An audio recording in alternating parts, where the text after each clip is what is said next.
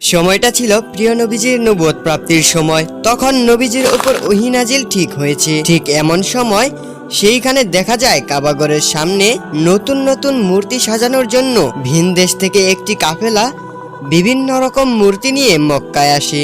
আবু সুফিয়ান এবং উমাইয়া ইবনে খালফ তখন তাদেরকে দেখে অনেক খুশি হয়। তার কিছুক্ষণ পর আবুল আহাব ঘরের ভেতরে মূর্তিগুলো সাজাতে থাকে। সেই সময় তার স্ত্রী বলে, তুমি মোহাম্মদকে কেন আটকাচ্ছ না? সে তো চাইলে তার স্ত্রী খাদিজাকে নিয়ে অনেক সুখেই থাকতে পারে, তাহলে সে কেন বারবার আমাদের বিরোধিতা করছে? আবুল আহাব বলে, ভয় পেও না, আমাদের খোদা আমাদেরকে রক্ষা করবে। মক্কার অবস্থা তখন এমন হয়েছিল যে মক্কার ভিতরে এবং আশেপাশের সব জায়গায় মূর্তি পূজা চলতো। সকলেই তখন চারিদিকে আল্লাহর সাথে শিরকে লিপ্ত হয়ে যায়। এদিকে মুহাম্মদ সাল্লাল্লাহু আলাইহি ওয়াসাল্লাম এর উপর হেরা গুহায় ওহী নাজিল হতে থাকে। 3 দিন পর রাসূল সাল্লাল্লাহু আলাইহি ওয়াসাল্লাম প্রচন্ড জ্বর গায়ে বাড়িতে ফিরলে তার সাহাবীরা এবং তার চাচা আবু তালিব তার জন্য অনেক দুশ্চিন্তা করতে থাকে। আবু সুফিয়ান ও উমাইয়া এবং মক্কার বড় বড় নেতারা একদিন আবু তালিবের বাসায় গিয়ে তাকে হুমকি দিয়ে বলে, মুহাম্মদ সাল্লাল্লাহু আলাইহি ওয়াসাল্লাম যেন ভালো হয়ে যায়, তার এই সকল কাজ যেন খুবই তাড়াতাড়ি বন্ধ করে দেয়। প্রয়োজন হলে আমরা মুহাম্মদ সাল্লাল্লাহু আলাইহি ওয়াসাল্লামকে মক্কার নেতা বানাবো এবং তাকে অনেক ধন সম্পত্তি দান করব। কিন্তু রাসূল সাল্লাল্লাহু আলাইহি ওয়াসাল্লাম তখন তাদের প্রস্তাবকে প্রত্যাখ্যান করে দেয়। এইদিকে উতবা ইবনে রাবিয়ার ছেলে হুজাইফা ইসলাম ধর্ম গ্রহণ করেছে, তার কারণে তাকে শাসাচ্ছে। অতঃপর হুজাইফার বোন, যে কিনা আবু সুফিয়ানের স্ত্রী, এবং তার ভাই ওয়ালিদও তার বিরোধিতা করতে থাকে। হযরত হুজাইফা তখন বাড়ি থেকে বের হয়ে যায়। ওইদিকে মক্কার শাসকদের ভয়ে নবীজির সাহাবীরা লুকিয়ে লুকিয়ে ইসলাম ধর্ম গ্রহণ করতে থাকে। একদিন তারা আল্লাহর ইবাদত করতে করতে সকাল হয়ে গেলে যে যার বাসায় লুকিয়ে লুকিয়ে চলে যায়। নবীজির এক সাহাবা সারা রাত বাড়িতে না ফেরায় তার বাবা মা তাকে নিয়ে অনেক দুশ্চিন্তা করছিল। বাসায় ফিরলে তার বাবা মা বলে, তুমি কোথায় ছিলে? এমন সময় তার ঘরে থাকা মূর্তি হাতে লেগে পড়ে সেইখানে ভেঙে যায়। তার বাবা বলে, তুমি এটা কি সর্বনাশ করলে? এতদিন যেই খোদা আমাদের রক্ষা করত তুমি তাকে ভেঙে ফেললে। তখন ওই সাহাবী বলে, যে খোদা নিজেকেই নিজে রক্ষা করতে পারে না সে আমাদের কিভাবে রক্ষা করবে? তার বাবা মা তখন বলে, তুমি মুহাম্মাদের সাথে মিশে নিজের বিপদ নিজেই ডেকে আনছো। তখন সাহাবী বলে, মোটেও না। সে তখন আল্লাহর রাসূল সাল্লাল্লাহু আলাইহি ওয়াসাল্লামের বাণীগুলো শোনাতে থাকে। এক পর্যায়ে তার বাবা মা তাদের ভুল বুঝতে পেরে ইসলাম ধর্ম গ্রহণ করে নেয়। পরের দিন মক্কার নেতারা এসব জানতে পেরে ওই সাহাবীকে ডেকে আনে। সকলের সামনে রাসূল সাল্লাল্লাহু আলাইহি ওয়াসাল্লামের সম্পর্কে হাসি ঠাট্টা করতে থাকে। উমাইয়া তখন তার গোলাম বেলালকে বলে, বেলাল, তুমি ওকে ততক্ষণ মারতে থাকবে যতক্ষণ ও নিজের ভুল না বুঝতে পারে। কিন্তু হযরত বেলাল জানতেন রাসূল সাল্লাল্লাহু আলাইহি ওয়াসাল্লামের সকল বাণীগুলোই ছিল সত্যবাণী। সে মনে প্রাণে আল্লাহকে ভয় করতেন, ফলে সে তার মনিবের মুখে বলে দেয়, এটা আমি কখনোই করতে পারবো না। উমাইয়া তখন হযরত বেলালকে মরুভূমিতে নিয়ে গিয়ে অমানবিক অত্যাচার করতে থাকে। তখন সেইখানে নবীজির পালক পুত্র জাহেদ আসে এবং বলে, আবু বকর এই গোলামের জন্য 200 দিনার দিতে রাজি আছে, তুমি তাকে মুক্ত করে দাও। উমাইয়া তখন এই দিনারগুলো দেখে হযরত বেলালকে মুক্ত করে দেয়। এদিকে নবীজির কাছে ওহী নাজিল হয়, মক্কার লোকেরা যেন সকলের সামনে ইসলাম প্রচারের কাজ চালিয়ে যায়। আল্লাহর হুকুমে সাহাবীরা সকলেই একত্রিত হয়ে শহরে ইসলাম প্রচার করতে থাকে। তারা সকলেই দলবদ্ধ হয়ে কাবাগরের দিকে অগ্রসর হতে থাকে। মক্কার কাফের মুশরিকরা তখনও নানাভাবে তাদের উপর অত্যাচার করতে থাকে। অনেক কষ্ট সহ্য করে তারা শেষমেশ কাবাগরের সামনে উপস্থিত হতে সক্ষম হয়। রাতে আবু সুফিয়ান এবং তার স্ত্রী কথা বলছিল। আবু সুফিয়ানের স্ত্রী তখন বলল, কিভাবে একজন অশিক্ষিত ব্যক্তির মুখ থেকে এত সুন্দর সত্যবাণী বার হয়? আবু সুফিয়ান তখন বলে, যেইভাবে দিন দিন তার অনুসারীরা বৃদ্ধি পাচ্ছে আমাদের একটা কিছু করতেই হবে। আমরা প্রথমে মুহাম্মাদের দুর্বল এবং অসহায় অনুসারীকে অত্যাচার ও নির্যাতনের মাধ্যমে ইসলাম ধর্ম ত্যাগ করতে বাধ্য করব। যেই বলা সেই কাজ। পরের দিন থেকে আবু সুফিয়ান এবং তার বিভিন্ন গোত্রের নেতারা মিলে অসহায় এবং দুর্বল মানুষদেরকে তুলে আনে এবং তাদের উপর চালাতে থাকে প্রচন্ড অমানবিক অত্যাচার ও নির্যাতন। নির্যাতন করতে করতে এক পর্যায়ে আবু জাহেল সুমাইয়া রাদিয়াল্লাহু তাআলা আনহুকে আঘাত করে মেরে ফেলে। একটু পরে সেইখানে আব্বাস রাদিয়াল্লাহু তাআলা আনহু এবং নবীজির পালক পুত্র জাহেদ আসলে সেইখানে সাহাবীদের অবস্থা খুবই মর্মান্তিক দেখে জাহেদ বলে, তোমরা আবিসিনিয়ার দিকে চলে যাও, কারণ সেইখানকার শাসক ছিল অত্যন্ত ন্যায়পরায়ণ এবং ধার্মিক একজন খ্রিস্টান বাদশার কাছে। তাই সকলে কথা মতো সেইখানে চলে যেতে থাকে। এইদিকে আবু সুফিয়ান ও তার স্ত্রী এই খবর জানতে পেরে তারা একটি সহকর্মকে বলে, তুমি আবুসিনিয়ার দিকে চলে যাও, সেইখানে গিয়ে তারা কি করছে সমস্ত খবরাখবর আমাকে বলবে। তখন তাকে আবুসিনিয়ার দিকে পাঠিয়ে দেয়, কেননা মক্কার বাইরে তখন আবু সুফিয়ানের এসব কর্মকাণ্ড শুনলে তার ব্যবসায় অনেক ব্যাঘাত ঘটবে।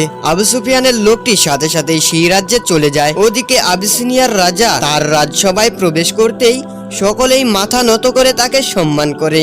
মক্কা থেকে আসা সাহাবীরা তাকে দেখে মাথা নত করেনি। তখন সে রাজা তাদেরকে জিজ্ঞেস করলো, তোমরা কেন আমার সামনে মাথা নত করনি? সাহাবীরা তখন বলল, আমরা আল্লাহ ছাড়া আর কারো সামনে মাথা নত করি না। আমাদের নবী আপনার কাছে পাঠিয়েছেন, কারণ তিনি বলেছেন আপনি একজন সত্যবাদী এবং ন্যায়পরায়ণ বাদশা। হযরত আব্বাস তখন নবীজির অনেকগুলো বাণী সেই বাদশার সামনে তুলে ধরে। বাদশা তখন অবাক হয়ে যায়, কারণ তাদের নবী ঈসা আলাইহিস সালামও একই কথা বলে গিয়েছেন। বাদশা তখন বুঝতে পারে এটি হয়তো সত্য নবী। তখন সে আবু সুফিয়ানের লোকটিকে বলে, পাহাড় পরিমাণ সম্পদের বিনিময়েও আমি তাদেরকে তোমাদের হাতে তুলে দেব না। অতঃপর আবু সুফিয়ানের লোকটি চুপচাপ সেইখান হতে চলে আসে এবং বলে, ওইখানকার বাদশা বলেছে পাহাড় পরিমাণ সম্পদ দিলেও তাদেরকে আমাদের হাতে ফেরত পাঠাবে না।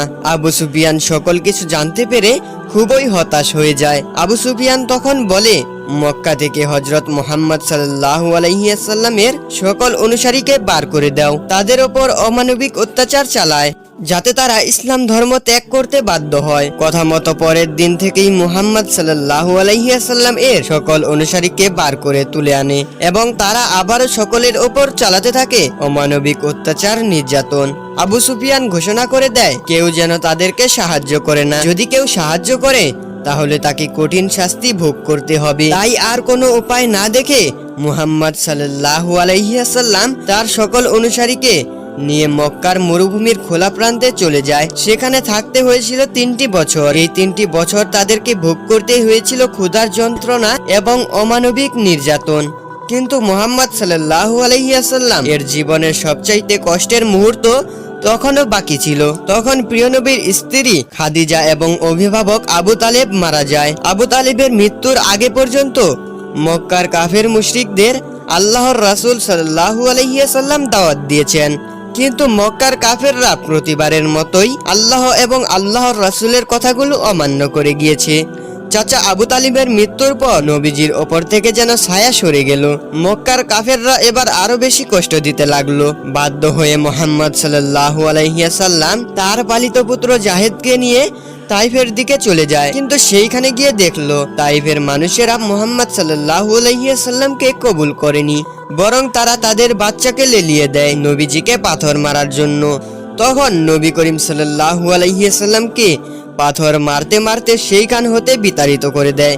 নবী করিম সাল্লাল্লাহু আলাইহি ওয়াসাল্লাম এই ব্যবহারে এত বেশি কষ্ট পেয়েছিলেন যে ওই দিনই তার জীবনের সবচেয়ে বেশি কষ্টের দিন বলে আখ্যায়িত হয়েছে। দুঃখ আর ভারাক্রান্ত মন নিয়ে নবীজি কাঁদতে কাঁদতে রক্তাক্ত অবস্থায় তায়েব ত্যাগ করে। নবীজি তখন তার সকল আশা ছেড়ে দিয়েছিল। এমন সময় আল্লাহ তাআলার হুকুমে অদ্ভুতভাবে মদিনা থেকে একটি কাফেলা আসে। তারা এসে নবীজিকে মদিনায় যাওয়ার জন্য আমন্ত্রণ জানায়। এটা শুনে নবীজি অনেক খুশি হয়। নবী তখন তার সাহাবীদের কথা চিন্তা করে নিজের মতোই থেকে যায়, যা করে তার সাহাবীরা কোনো বাধা বিপত্তি ছাড়াই মদিনায় পৌঁছাতে পারে। দিন দিন এইভাবে মুহাম্মদ সাল্লাল্লাহু আলাইহি ওয়াসাল্লাম এর জনপ্রিয়তা এবং ইসলামের প্রচার দেখে আবু সুফিয়ান এবং তার লোকেরা নবীজির ওপর আরো বেশি ক্ষুব্ধ হয়ে যায়। তারা বলে, মুহাম্মদকে হত্যা করবই, যেই ভাবা সেই কাজ। তারা অনেক লোক পাঠিয়ে দেয় নবীজিকে মারার জন্য। সেইখানে গিয়ে তারা দেখলো নবীজির বদলে শুয়ে আছে আলী রাদিয়াল্লাহু তাআলা আনহু। আবু সুফিয়ান এই ব্যাপারটি জানতে পারলে তখন সে মক্কায় ঘোষণা করে দেয়, যেই ব্যক্তি মুহাম্মদ সাল্লাল্লাহু আলাইহি ওয়াসাল্লামকে জীবিত অথবা মৃত অবস্থায় ধরে আনতে পারবে তাকে 100টি উট পুরস্কার দেওয়া হবে। মক্কার লোকেরা তখন পাগলের মতো বেরিয়ে যায় নবীজিকে খোঁজার জন্য। খুঁজতে খুঁজতে তারা একটি গুহা দেখতে পায়, কিন্তু তারা গুহার মুখে দেখতে পায় একটি মাকড়সার জাল বাসা বেঁধে আছে, যা দেখে তারা বুঝতে পারে এই গুহায় অনেকদিন ধরে কেউ প্রবেশ করেনি। আসলে তাদের ধারণাটি ভুল ছিল। গুহার ভিতরেই আমাদের প্রিয় নবী হযরত মুহাম্মদ সাল্লাল্লাহু আলাইহি ওয়াসাল্লাম এবং তার সাহাবীরা ছিল। আল্লাহর হুকুমে মাকড়সার জাল বাঁধার কারণে কাফেররা বিভ্রান্ত হয়ে চলে যায়। ফলে আমাদের প্রিয় নবী হযরত মুহাম্মদ সাল্লাল্লাহু আলাইহি ওয়াসাল্লাম এবং তার সাহাবীরা সেবারের মতো বেঁচে যায়। এদিকে মক্কার লোকেরা অপেক্ষা করতে থাকে কখন মুহাম্মদ সাল্লাল্লাহু আলাইহি ওয়াসাল্লাম তাদের কাছে এসে পৌঁছাবে।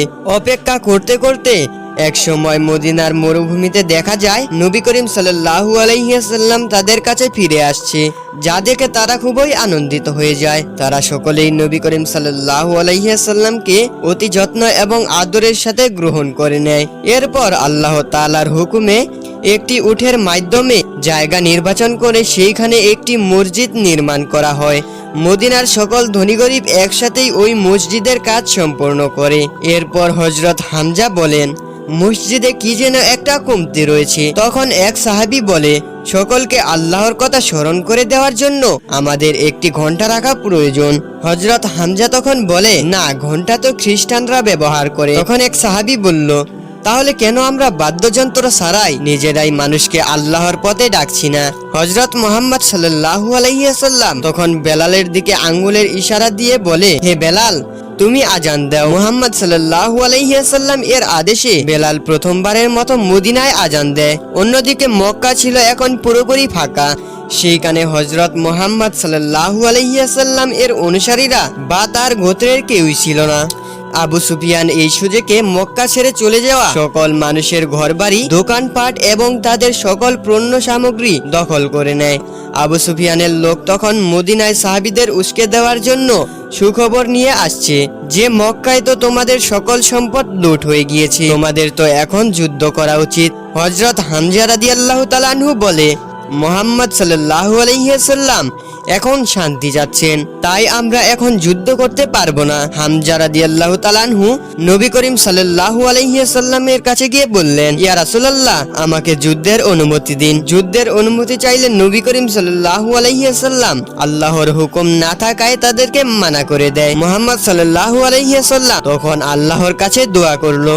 কিছুদিনের মধ্যেই আল্লাহ তাআলা তাদেরকে যুদ্ধ করার অনুমতি দেয়। নবীজি তখন সকলকে যুদ্ধের ব্যাপারটি ঘোষণা করে দেয়। সকলেই তাই প্রস্তুত হয়ে রওনা দেয় বদরের প্রান্তে। সেইখানে গিয়ে তারা কয়েকটি কূপের কাছাকাছি তাদের ঘাটটি টানায়। এদিকে উতবা খবর নিয়ে আসে নবী করিম সাল্লাল্লাহু আলাইহি ওয়াসাল্লাম তার কাফেলা নিয়ে যুদ্ধ করার উদ্দেশ্যে মক্কায় রওনা দিয়েছে। এবার মক্কায় সকল কাফেররা যুদ্ধের জন্য বদরের দিকে রওনা হলেন। আবু সুফিয়ান তাদের সাথে না গিয়ে সেই মক্কা থেকে লুট করা সম্পদ নিয়ে বাণিজ্য করার উদ্দেশ্যে বেরিয়ে পড়ে অন্য দেশের দিকে। কাফেররা যুদ্ধের জন্য আবু সুফিয়ানের কাছে সাহায্য চাইলেও সে তার মাল সামানা নষ্ট হবে বলে যুদ্ধের জন্য অস্বীকৃতি জানায়। এদিকে যুদ্ধের দিন ঘনিয়ে আসলে সকলেই বদরের প্রান্তে একত্রিত হয়।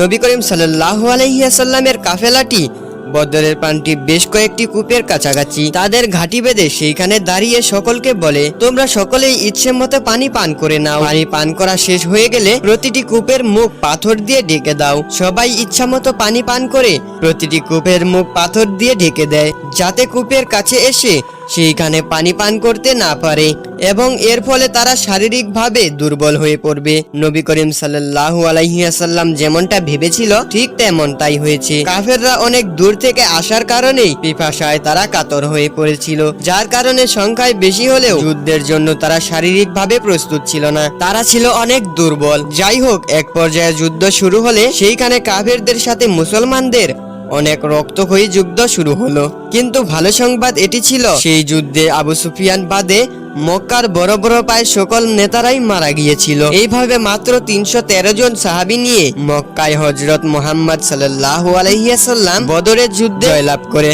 বদরের যুদ্ধে জয়লাভ করার ফলে মুসলমানদের ক্ষমতা পূর্বের তুলনায় অনেক বৃদ্ধি পায়। এদিকে আবু সুফিয়ান বাণিজ্য শেষ করে মক্কায় ফিরে আসলে সকলের ঘটনা শুনে মুহাম্মদ সাল্লাল্লাহু আলাইহি ওয়াসাল্লাম এর বিরুদ্ধে আরো বেশি রেগে যায়। তার স্ত্রী ভিন ইবনে উতবার বাবা ও ভাই সে বদরের যুদ্ধে হামজার হাতে নিহত হয়েছিল, যার কারণে তার বাবা ও ভাইয়ের প্রতিশোধের আগুন ক্ষুব্ধ হয়ে ওঠে। আবু সুফিয়ানের সবাই একজন বর্ষা নিক্ষেপকারী ছিল, যার নিশানা ছিল অতি নিখুঁত এবং সূক্ষ্ম।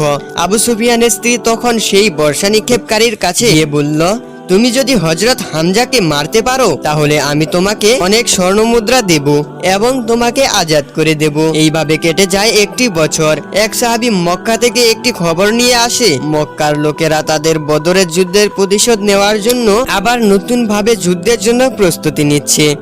তারা সংখ্যায় মুসলমানদের তুলনায় অনেক বেশি ছিল, তাই মুসলমানদের জন্য এটি ছিল অনেক দুশ্চিন্তার ব্যাপার। দেখতে দেখতে এইভাবে সময় ঘনিয়ে আসে, সকলেই উপস্থিত হয় উহুদ পাহাড়ের সামনে। নবী করিম সাল্লাল্লাহু আলাইহি ওয়াসাল্লাম সাহাবীকে দুইটি ভাগে বিভক্ত করে দেয়। একটি দল যুদ্ধ করবে এবং অপর দলটি পিছন থেকে জামালে রুম নামে একটি পাহাড়ে দাঁড়িয়ে পাহারা দিবে, যাতে শত্রুরা পেছন থেকে আক্রমণ করতে না পারে। নবী করিম সাল্লাল্লাহু আলাইহি ওয়াসাল্লাম তাদেরকে বারবার নিষেধ করেছে, যত কিছুই হোক না কেন তারা যেন কোনোভাবেই সেই পাহাড় থেকে না নামে। কিছুক্ষণ পর যুদ্ধ শুরু হয়ে যায়, আবারও সেই রক্তক্ষয়ী যুদ্ধ শুরু হয়। এই যুদ্ধ করতে করতে আবু সুফিয়ানের স্ত্রীর সেই ঠিক করা বর্ষা নিক্ষেপকারী সুযোগ বুঝে সেই বর্ষা নিক্ষেপ করে হযরত হামজা রাদিয়াল্লাহু তাআলা আনহুকে মেরে ফেলে। হযরত হামজার মৃত্যু দেখে মুসলমানরা প্রচন্ড রেগে যায়। তারা সবাই অনেক ক্ষুব্ধ হয়ে যায়, যা দেখে কাফেররা তখন পালাতে থাকে। মুসলমানরা ভেবেছিল তারা হয়তো যুদ্ধে বিজয়ী হয়ে গিয়েছে। এটি দেখে পিছন থেকে পাহারাদার সকলেই সাহাবারা নেমে চলে আসে, কিন্তু এটি ছিল তাদের সবচেয়ে মারাত্মক ভুল। যুদ্ধের জন্য আবু সুফিয়ান খালিদ বিন ওয়ালিদ নামক একজন লোককে ঠিক করে রেখেছিল। সে দূর থেকে সকল কিছুই দেখছিল, তাই সে তার বাহিনীকে বলে, পেছন থেকে নবী করিম সাল্লাল্লাহু আলাইহি ওয়াসাল্লাম এর ওপর আক্রমণ করো। হঠাৎ করে পেছন থেকে আক্রমণ হওয়ার ফলে মুসলমানরা একের পর এক মারা যেতে থাকে। পরিস্থিতি খারাপ দেখে তখন সকল মানুষেরা সেইখান থেকে পালিয়ে যায়। রাসূল সাল্লাল্লাহু আলাইহি ওয়াসাল্লাম এর কঠোর আদেশ অমান্য করার কারণে এইভাবে বিজয়ী হতে হতে উহুদ যুদ্ধে হেরে যায়। যুদ্ধ শেষে হলে আবু সুফিয়ান হযরত হামজা লাশ খুঁজে বের করে এবং তার বুক ছিঁড়ে কলিজা চিবিয়ে খায়। এইভাবে কেটে যায় দীর্ঘদিন। নবী করিম সাল্লাল্লাহু আলাইহি ওয়াসাল্লাম ও তার সাহাবীরা একটি বিশাল কাফেলা নিয়ে বের হয় ইসলাম প্রচারের উদ্দেশ্যে। মাঝপথে গিয়ে সবাই বিশ্রাম নেওয়ার জন্য একটি জায়গায় বসে পড়ে। হঠাৎ করে সেইখানে খালিদ বিন ওয়ালিদ তার সৈন্যবাহিনী নিয়ে চলে আসে আক্রমণ করার জন্য, কিন্তু মুসলমানদের ব্যবহার তাকে মুগ্ধ করে ফেলেছিল। তাই খালিদ বিন ওয়ালিদ আর কিছু না বলেই সেইখান থেকে চলে যায়। এইদিকে মুহাম্মদ সাল্লাল্লাহু আলাইহি ওয়াসাল্লাম এর সাথে কাফেররা একটি চুক্তি করে যে এইখানে 10 বছর কেউ কারো ওপর আঘাত করতে পারবে না। কাফেরদের এই চুক্তিতে মুসলমানরা রাজি হয়ে যায়। এটি ছিল মুসলমানদের জন্য অত্যন্ত সুযোগ। এই 10 বছর শেষ হওয়ার আগেই মুসলমানরা ইসলামের ব্যাপক প্রসার ঘটানোর প্ল্যান করেছে। নবী করিম সাল্লাল্লাহু আলাইহি ওয়াসাল্লাম তখন তার সাহাবীদেরকে পৃথিবীর বিভিন্ন দেশে দাওয়াতের জন্য পাঠিয়ে দেয়। এইভাবে আস্তে আস্তে মুসলমানদের সংখ্যা দিন দিন বাড়তে থাকে। বিভিন্ন দেশের মানুষেরা ইসলাম ধর্ম কবুল করতে থাকে। এমনকি আবু সুফিয়ানের দলের সেই লোক খালিদ বিন ওয়ালিদ, যে কিনা নবীজিকে উহুদ যুদ্ধে হারিয়েছিল, সেই নিজে ইসলাম ধর্ম গ্রহণ করে নেয়। হঠাৎ একদিন কিছু কাফের মুশরিক এসে মুহাম্মদ সাল্লাল্লাহু আলাইহি ওয়াসাল্লাম এর কাফেলায় আক্রমণ করে বসে, যার ফলে সেইখানে অনেক মুসলমানরা শহীদ হয়ে যায়। সকলেই বুঝে ফেলে আবু সুফিয়ানের চালাকি। আবু সুফিয়ান তার শর্ত ভঙ্গ করে চুক্তি নষ্ট করে ফেলেছিল। খবর পেয়ে পরদিন আবু সুফিয়ান মদিনায় আসে, কিন্তু চুক্তি ভঙ্গ হওয়ার কারণে মদিনার কেউ তার সাথে কথা বলতে চাইছিল না। সবাই তাকে ঘৃণার চোখে দেখতে থাকে। এমনকি সে হযরত মুহাম্মদ সাল্লাল্লাহু আলাইহি ওয়াসাল্লামের সাথে কথা বলতে চাইলে নবী করিম সাল্লাল্লাহু আলাইহি ওয়াসাল্লাম তার দিক থেকে মুখ ফিরিয়ে নিচ্ছিল। আবু সুফিয়ান তখন নিজের মতো করে বলতে থাকে, আমি সব দিক থেকে হেরে গেলাম এমন একজনের কাছে, যে কিনা সামান্য একজন মেষপালক। তখন হযরত আব্বাস রাদিয়াল্লাহু তাআলা আনহু বলেন, সেই সামান্য মেষপালকের ধর্ম এখন সারা বিশ্বে ছড়িয়ে পড়েছে। ততদিন ইসলাম ধর্ম গ্রহণকারীর সংখ্যা ছিল 10,000-এরও বেশি। বহুল সংখ্যক সাহাবী নিয়ে নবীজি রওনা দেয় মদিনা থেকে মক্কার উদ্দেশ্যে। আবু সুফিয়ান তখন মক্কায় ফিরে আসে। তার গোত্রের লোকরা বলতে থাকে, আর কোনো উপায় নেই, মুহাম্মদ সাল্লাল্লাহু আলাইহি ওয়াসাল্লাম তার কথা রেখেছে। সে সত্যিই সারা বিশ্বে সকল মানুষের মন জয় করে নিয়েছে। মক্কার কাফেররা তখন বুঝতে পারে তাদের আর কোনো কিছু করার ছিল না। নবী করিম সাল্লাল্লাহু আলাইহি ওয়াসাল্লাম এবং তার সাহাবীরা মক্কার পাশেই মরুভূমিতে রাত্রি যাপন করতে থাকে। আবু সুফিয়ান এবং তার স্ত্রী ও উতবা লুকিয়ে লুকিয়ে তাদের দেখতে যায়। এত বড় কাফেলা দেখে আবু সুফিয়ান অবাক হয়ে যায় এবং বুঝতে পারে ইসলামের বিজয় সুনিশ্চিত। আবু সুফিয়ান তখন সেই কাফেলার কাছে গিয়ে নবী করিম সাল্লাল্লাহু আলাইহি ওয়াসাল্লাম এর কাছে দেখা করে তার কাছ থেকে ইসলাম ধর্ম গ্রহণ করে নেয়। পরের দিন মুহাম্মদ সাল্লাল্লাহু আলাইহি ওয়াসাল্লাম তার বিশাল কাফেলা নিয়ে মক্কায় চলে আসে। মুহাম্মদ সাল্লাল্লাহু আলাইহি ওয়াসাল্লাম মক্কায় থাকতে অনেক ভালোবাসতেন। মক্কায় আসার পর সকল মুসলমানরা মিলে কাবাঘর দখল করে নেয়। মুহাম্মদ সাল্লাল্লাহু আলাইহি ওয়াসাল্লাম তখন সকলের উদ্দেশ্যে বলতে থাকে, তিনি তার সকল শত্রুকে ক্ষমা করে দিয়েছেন, আজ থেকে তোমরা সবাই মুক্ত। এদিকে মুহাম্মদ সাল্লাল্লাহু আলাইহি ওয়াসাল্লাম বুঝতে পারে তার জীবনের শেষ দিনগুলো ঘনিয়ে আসছে। তার জীবনের শেষবারের মতো বিদায় হজের ভাষণ দিতে চেয়েছিলেন। সেইখানে নবীজি বলেন, আমি হয়তো তোমাদের মাঝে আর বেশি দিন বেঁচে থাকবো না। তোমরা গরিবদের তাই খাও যা তোমরা নিজেরা খাও, তাদেরকে তাই পরাও যা তোমরা নিজেরাই পরিধান করো। মনে রেখো, তোমাদের সকলকেই একদিন আল্লাহ তাআলার কাছে উপস্থিত হতে হবে এবং তোমাদের সকলের কৃতকর্মের হিসাব দিতে হবে। মুহাম্মদ সাল্লাল্লাহু আলাইহি ওয়াসাল্লাম তার সাহাবীদের এরকম অসংখ্য মেসেজ দিয়ে গিয়েছিল। নবী করিম সাল্লাল্লাহু আলাইহি ওয়াসাল্লাম এর শেষ কথা ছিল, আমি তোমাদের কাছে দুইটি জিনিস রেখে যাচ্ছি, আল্লাহর কুরআন এবং আমার সুন্নাহ, যা তোমাদের জন্য আলো এবং নির্দেশনা স্বরূপ। এইভাবে নবী করিম সাল্লাল্লাহু আলাইহি ওয়াসাল্লাম এর সমস্ত জীবন শুধুই কষ্ট ও ত্যাগের বিনিময়ে আমাদের ইসলাম ধর্ম দিয়ে গিয়েছেন। নিজের পুরোটা জীবন শুধু উম্মতের কথাই ভেবে কাটিয়ে দিয়েছেন। জীবনের শেষ মুহূর্তেও উম্মতের কথা ভাবতে ভাবতেই মৃত্যুবরণ করেন। তাই আমরা সকলেই চেষ্টা করব আমাদের প্রিয় নবী হযরত মুহাম্মদ সাল্লাল্লাহু আলাইহি ওয়াসাল্লাম এর সকল সুন্নাহ ও কথাগুলো মেনে চলবার এবং কোরআনের আলোর পথে জীবনকে গড়ে তুলবার। আমার বিশ্বাস, নবী করিম সাল্লাল্লাহু আলাইহি ওয়াসাল্লাম এর জীবনের প্রতিটা মুহূর্ত মুসলমানদের জন্য গর্বের ও শিক্ষার বিষয়। আল্লাহ যেন আমাদের সকলকে প্রিয় নবী হযরত মুহাম্মদ সাল্লাল্লাহু আলাইহি ওয়াসাল্লাম এর দেখানো পথে চলার তৌফিক দান করুন। আমিন।